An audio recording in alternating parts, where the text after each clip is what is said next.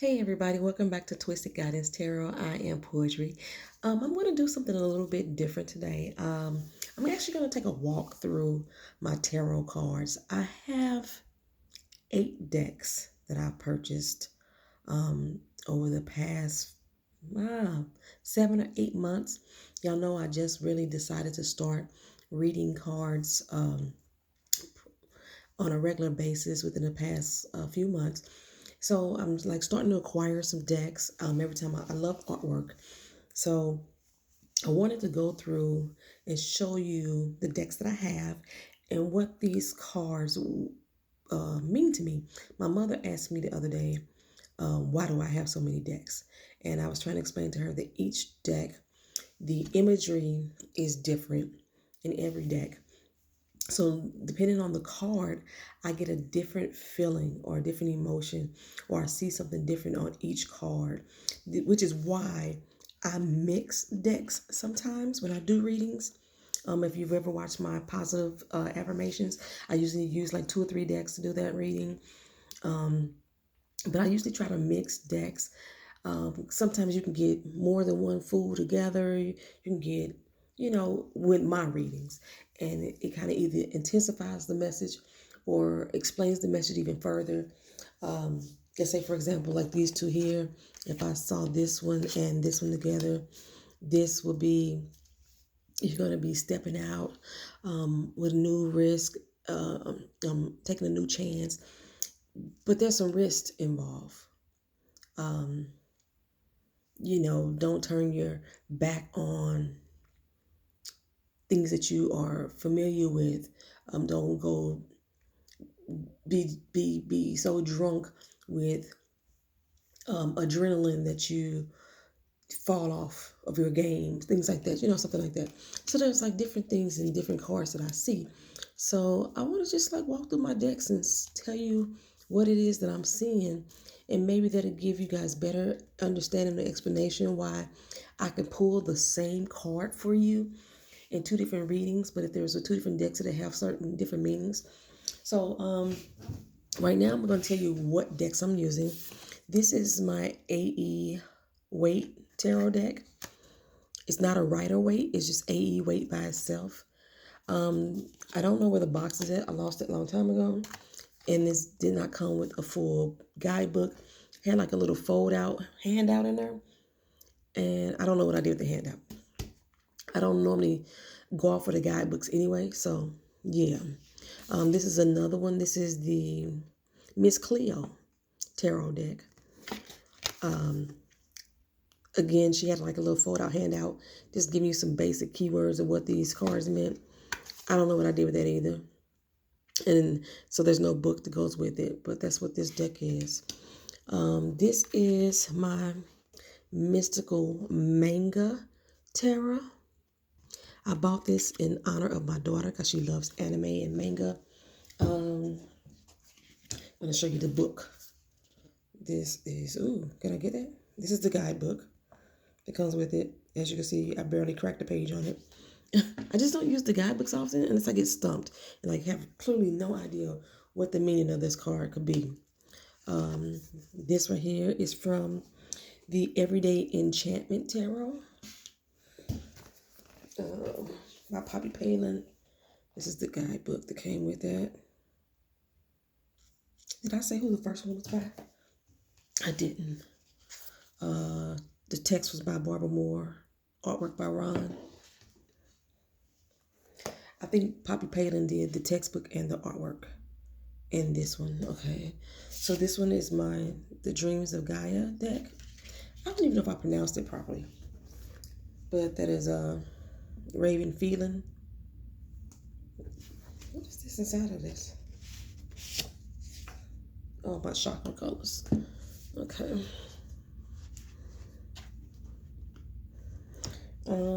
Then I have my new favorite deck, the Everyday Witch Tarot. So this is the book that comes with it. Like I said, I haven't really opened it up, cracked it open, looked at it. This is my Tarot of the Moors. Instead of them using the Fool, they call it the Juggler. So they changed a lot of the terminology. Oh, in the dreams of Gaia, it's not the fool, it's the choice. Okay, but this is the Tarot of the Moors book.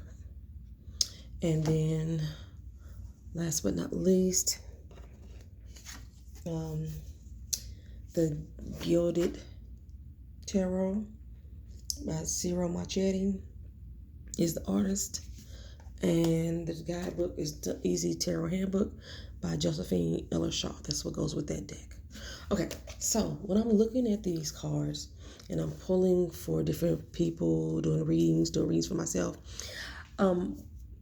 I look at the imagery and see exactly what I see. And periodically I pull out my cards and I try to study them for myself, so I can have better understanding of what it is I'm looking at when I see these cards. Sometimes I get really stumped. So I decided this time I'm going to set all of my fools together, all of my ace of swords together, from all of my decks that I have that I'm using on a regular basis, and see exactly what it is I'm feeling or seeing from it. And in this particular case, I've been stumped for a couple weeks. I did not like any of my decks anymore, not a single one of them. And then I got this Everyday Witch Tarot, and I just fell in love all over again. So I was like, let me take a look at them. So we're going to start with the Fool here from the A.E. Waite deck. Okay, so you see it's a young person. They're stepping out on a cliff. They have their bag in tow, like they're almost like they're running away from home. They're smelling the flowers, tulips, the smelling life. They, people get happy and excited. They go through the gardens, they pick out flowers, and that's why I see there the sun is shining about them. They got their little trusty little dog that's going with them, but the dog is like, in this particular case, it looked like they both are fit to take a leap of faith, because as you see, there's a cliff there. You see the mountains behind them, and he doesn't seem to have a care in the world by stepping off this cliff and going into the unknown. So when I pull this card in a reading, that's mainly what I tell someone is what I see, is that they are taking the risk. They are going on a journey. They don't have a care in the world. They just trying to appreciate life when they see this Fool's card. Okay, so in my mystical manga, when I see this Fool's card, this one has an air of sadness to me. As you see, there's a pathway here of a road that they've already traveled. His trusty dog is with him as well. I don't understand all the dogs in the the tarot. I understand that we have spirit animals. We have a familiar, so to speak, depending on what realm you're thinking about. And I love my dog, but dogs get on my nerves sometimes in these cards. There'd be so many of them. But this dog is looking at him with unsurety. Like, are you sure we should be leaving? So like I say, this person has already traveled the path. Like this one, like I say, he's out, stepping out, is going to take a risk. But in this one, I see he's traveled a path and he's not quite sure if that's where he wants to go, but he knows he's not turning back. And his dog is looking at him like, okay, really? Really? Let's not be stupid here. Let's think about it. Let's think about the decisions we're going to make. Because, like I say, this one we can clearly see he's going to step off a cliff. On here, that's all you see is that he's already traveled a road and it's led him to this point here, but you don't know what's coming after. This particular card in Everyday Enchantment Tarot, I see him as a clear fool. A happy-go-lucky fool. But he's at work, and you see that he was trying to take some safety precautions. You see this by him wearing his hard hat and his vest, his reflective vest. He got on his hard boots, you know what I'm saying? There were some precautions that he was taking when he decided to go to work that day. But for some reason, he decided to step off of this ledge. There's a rainbow in the background. She has a lot of fairies in this deck. I'm not too keen on her fairies. I don't know, most of her fairies look evil to me. But, so it's almost like You have a good evil, a good person, the good little, what's the thing? Conscious, and then the bad conscious on your shoulder. And it seems like this fairy has talked him into stepping out. I see this when I look at this card as someone is possibly leaving their career behind.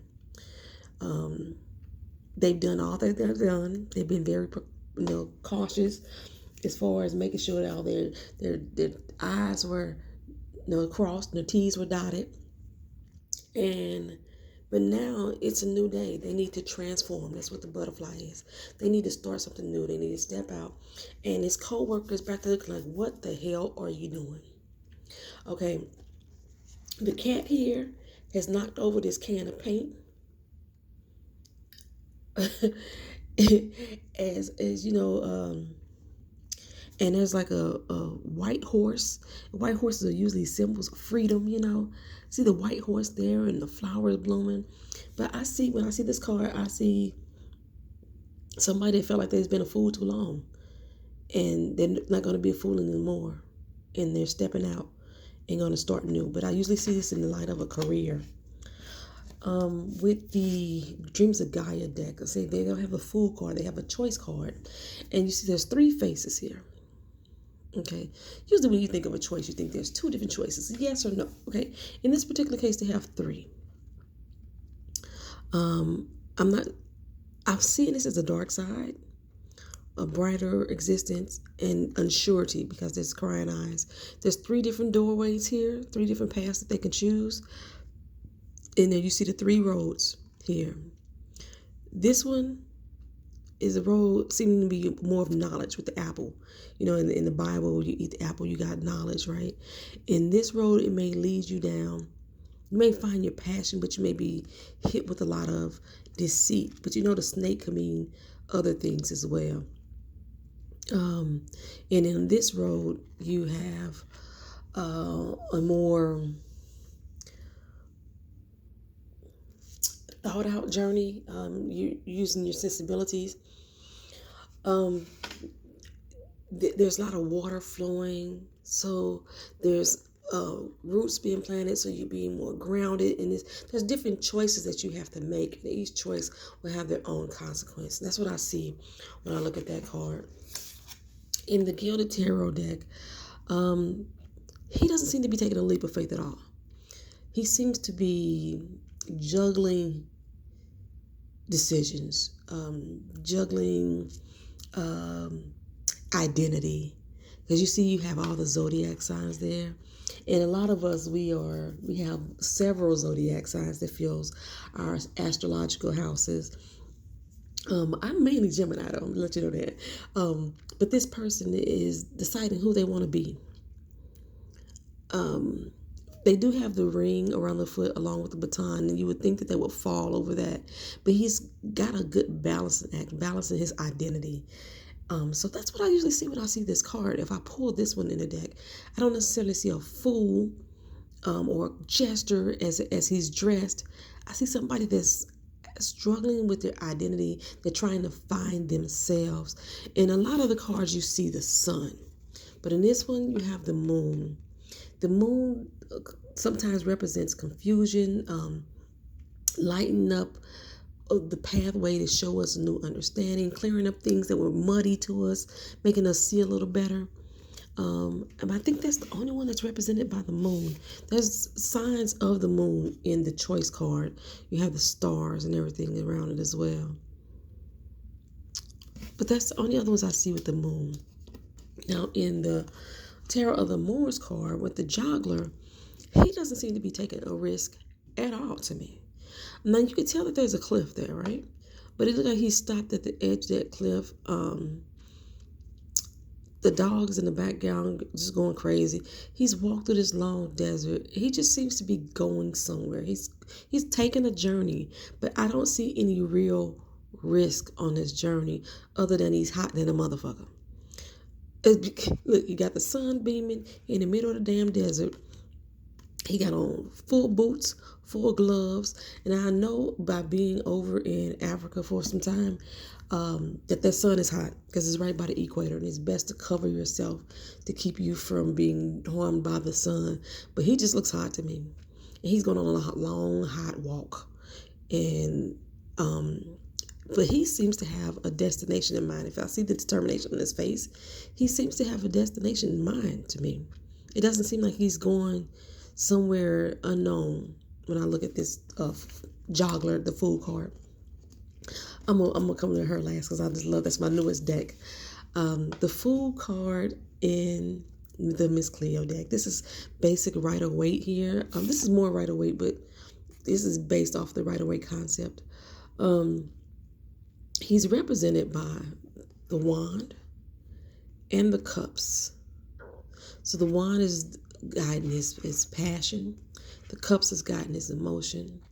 But he's walking off of this cliff backwards. You see that? He's stepping off backwards. He I see liquor in his cup. I don't necessarily see water. I see him being drunk off ambition, being drunk off adrenaline, being a thrill seeker, and he's just going to step off blindly backwards off this cliff, not knowing where he's going to land or fall. You see the cliffs down there, but he doesn't necessarily mean he's going to land there. And his dog is sitting back like, I ain't going no motherfucking where. You be the fool if you want to. I'm not going to even try to warn you like this one is going to jump off with him. I got you. I'm not with you. This one is like, I'm questioning that I'm with you, but I'm like, is this what we really want to do? This one right here, this dog is like, no, I ain't going nowhere with you, fool. But yeah, he's taking his passions. He's being very emotional about his passions, and he's gonna take us. He's being reckless at the same time, I think, in this particular Fool card. He's being very reckless, and he has not a care in the world about it. That's how I see him. My newest deck, the Everyday Witch Tarot, which I get the Everyday Oracle, the ones that go with this deck on Monday. I'm so excited about it. I'm going to do an unboxing on it. I already opened it, but I haven't went through all the cards. This is the only card I've touched. We see this young girl, and she's about to step off this cliff into the unknown as well. Okay, but she has her broom. She has a little safety net there. She's trusting that her broom is going to take flight. Even her cat that's on her back there is trusting that everything is going to be all right, that they're going to do this together.